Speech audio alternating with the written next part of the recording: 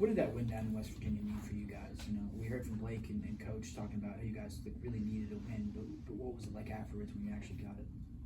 I think first of all, it's West Virginia. You know, it's a backyard brawl, so it's like a special win. But also, from the losses we came from, it was also about us and like super important for us. So I felt like it was a super special moment to win the backyard brawl and to get back into a winning sensation. And now we gotta focus up until the next one. Yeah, I agree. It was definitely a special win. Just to go in somebody else's, our first like actual away game, go get it on the road against your rivals. That was definitely a good feeling. Bob, did you go into that game with a different mindset than the previous games? Because you took a little less shots, but still had a strong game, scoring the ball and passing the ball. Yeah, I definitely felt like if you see in our early games, we were successful and I was kind of mainly the distributor, and I kind of got away from that. So I wanted to go back towards that, and as you can see, that's helping us a lot. Bob, how are teams, since the first game when you had the triple-double, how are teams defending you different than they were back then about a month ago? They're just trying to be really aggressive, you know, just beat me up all game, trying to force me to my left hand as well. So that's the kind of discovery now, just be aggressive and force me to my left. But we put in things and I've been doing things to offset that. So just on to the next one. How are you with your left hand? I think I'm fine with it. Yeah, I think I'm fine with it, but I guess they don't think so. It seemed like the student section was coming after you a little bit, not coming after you, but they booed you quite a bit when you touched the ball. How did you feel like you reacted to that? I mean, you've been playing in front of crowds our whole lives. That comes with the game. I don't think much of it. You had a play where you drove, I think, all the way under the basket and then found Blake at the logo for a three. What's it like to have a guy that can hit it from there? And were you always looking for him on that play? When I drove, and I seen Blake at the top, so when I'm driving, I'm thinking he's going to replace, like move away. He stood there, like he didn't move. So I took another dribble, didn't move. I was like, okay, I'm just going to pass on. He stood in that same spot, hands up, asked for the ball. And that's what he does, man. Shoot that from wherever in the mix.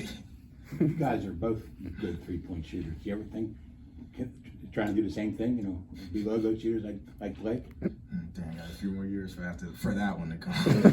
Not yet. Yeah. We're not in that point. You leave that to him, for sure. For both of you guys, what's like going through your mind when you're watching Blake go on a heater like that, like at West Virginia or kind of towards the end of the Clemson game? Like what goes through your mind when you're watching him do that? I don't know, I don't know if you can see my reaction, but when he shoots that step back from the logo, I'm like, did he really just make that? Like, for me, it's just watching the ball go in, and I'm going back like, did he really just make that? Like, how can you guard that? Like, as a defense, how can you even guard it? It's just, he got that thing that when he gets in that role, in that heat, you can't really do anything to stop him. It's a little different for me. Like, obviously, you're excited. I mean, that's your teammate hitting a three, but for me, it's like, and we actually were talking about this earlier in the locker room, like, Blake's always the first one here. You walk in, he's already walking in the locker room with drenched full of sweat. It's like, you see him work so hard, it's like, that's gonna go in. Like, he works for that. Like, he's gonna get rewarded for all the work that he does. Yeah, that happened to me. Like, I got here the next day to the game. I got here at like 10:30, 11, and I walk in the locker room's empty. I'm like, damn, I'm the first one in here, Damn, yeah. 10 seconds later, Blake was in the locker room, full of sweat. Yeah. I'm like, come on, bro. Was it today? That was yesterday. What kind of leader is Blake? Like, how does he lead you guys? Because last year, obviously, you guys had all those veterans. This year, he seems like the main leader on this team. But how does he lead? I feel like first of all, like, he leads with example. Like, he shows us how to do things, like how to treat teammates, how to work ethic, and then he also leads us like motivational. Like, he says the right thing in the right moment. He brings the energy up too, and he's like a leader you want to follow. First of all, because like we love him, so we really want to follow him till the end. Yeah, he's definitely more of like the energetic leader. He's gonna always boost you up. He's gonna have a good time, but you still gotta get your work in. He's one of those kind of guys. when you're facing, so like West Virginia obviously faced Blake at 9 threes. You know, have you ever been in that situation, and how do you feel when a guy's just that hot against you from that deep? It feels good, especially as a guard. I mean, it makes my life a whole lot easier. You know, you can fast spin the ball from anywhere, and he's gonna get you an assist. So it's definitely a great feeling, especially for me. It makes my life a lot easier. Yeah, and like I feel like for the other team, it's like taking a big punch, you know. Just like you're playing your defense, you're making a guy shooting from the logo, and he hits it. Like now, especially like when we're in a roll, and now it hits it. It's like the defense take a punch, and now they're like, fuck, you know. So it's like for us, it's my bad. Can't say that, girl. I won't quote you. Like Luca, man. Like Luca. You're not Luca. You're not Luka, but you had a pretty good game. what was working for you? I don't know. It's one of those days that everything you do is just feels right. You know, every time you shoot the ball, it feels right. And then you got excellent point guards like Bub that gives you the right passes in the right moment. And you know, just it felt right to shoot the ball, and just a good game. Last year, you guys, there was a lot of work with you guys in the forwards, trying to, toughen you guys up. Tim would use the shield. What kind of things are you guys doing this year to get you guys ready for physical play? ACC play comes in a few weeks here. We're still doing all the hitting from Tia, that's for sure. But also, when we play against big boys guys, first of all, we got the help from the fire, but also how to do the work early. Don't let them catch the ball and don't let them get angles. So first of all, it's a fight, you know. Mm-hmm. So it's the one that fights it the most is gonna win that spot. But yeah, definitely be ready for duck hints and be ready to reject those angles. So a lot of preparation, I imagine, goes into denying the ball. Yeah. And trying to study teams to cut them off to get there. Yeah. So when we know that a team is gonna look for those post ups, like for those duck hints, we work early on. Okay, now he's gonna duck in, so be always ready to get in front of him or deny this angle. So it just comes from before, from watching film and knowing when he's gonna duck in, when are they gonna look for him. So it's just a lot of work. But similar question, how have you kind of seen growth or at least new challenges in how you have to study basketball at a Power 5 school? I've seen that it requires more. Like you gotta just do everything you did, in high school, whatever, before, just do it a lot more, and pay more attention to detail.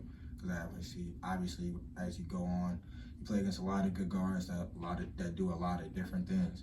And you got to come in a game with a full scout on that guard, because you got to win that matchup, especially at the guard position. If you want to have your team win, you got to win that matchup. So it's definitely just a lot more preparing and a lot more attention to detail. Have there been points where you kind of been like, whoa, like at any time where it's kind of been like, man, I'm still getting used to how much studying and preparation goes into this on top of having to play at this level? For sure, especially against better teams, because it's just a lot more you got to worry about. Mm-hmm. Like for example, like Clemson, that's a team where it's like they got guards on guards. They got people that can shoot, people that just drive, and it's like there's just a lot you got to worry about with a good team. So it's like I said, it's just a lot of attention to detail. Guillermo, do you see your inside game expanding as the season goes on? Right now, you're a really good three-point shooter, but maybe coming inside and scoring more.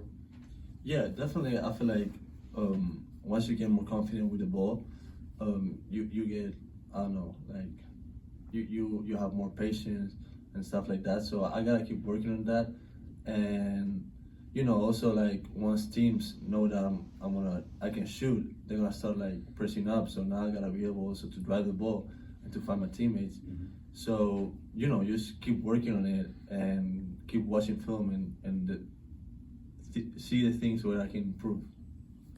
You guys have gone through a pretty brutal stretch, 5 straight against Power 5 opponents. What have you kind of learned about this team that you maybe didn't know before? First of all, I think like that was great for us because ACC, all the teams this year are looking really good. So we gotta get used to like going back to back against really good teams. But it also feels good, it feels good to play against competition, and it feels good to, get punched and look at the guys with you and be able to connect and get off the mat and get back to it. I would say one thing I learned is that no matter, we had games where we shot the ball great, as you can see, like last game, we got games where we shot the ball horribly. But one thing I learned about us going against all these good schools is that we never give up. Like, we're gonna stick together. We're trying to play the game out to the end. And I really like that about this group of guys, for sure. Blake talks to us about how you and Jalen are going to get it. He keeps telling everybody that to watch out for y'all. What kind of stuff does he say to you guys, like day in and day out of practice, or just when you guys are just around being guys? Blake always tells us to just be confident and trust your instincts. He recognizes that me and Jalen, I would say we're pretty decent basketball players. So he just says, trust your instincts. A lot of people are going to tell you to do a lot of different things, but at the end of the day, you're the one with the ball in your hands. So just make the read that you think is going to be the right read, and if it's not, he said he's going to let us know. Is Ish the same way, or is he different? Yeah, Ish is the same way. Ish says the same thing. Trust your instincts.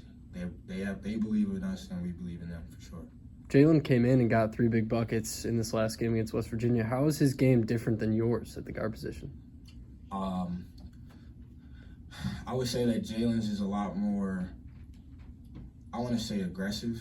Like Jalen's, I feel like Jalen, I'll even admit that he's a lot more like offensive potential. He does a lot of things that I can't do, like a floater and like deep threes and stuff like that. So I feel like he's more of like an offensive threat, and I feel like he's like a lot more craftier. So I feel like we kind of offset each other, where I'm kind of like steadier and he's kind of like craftier.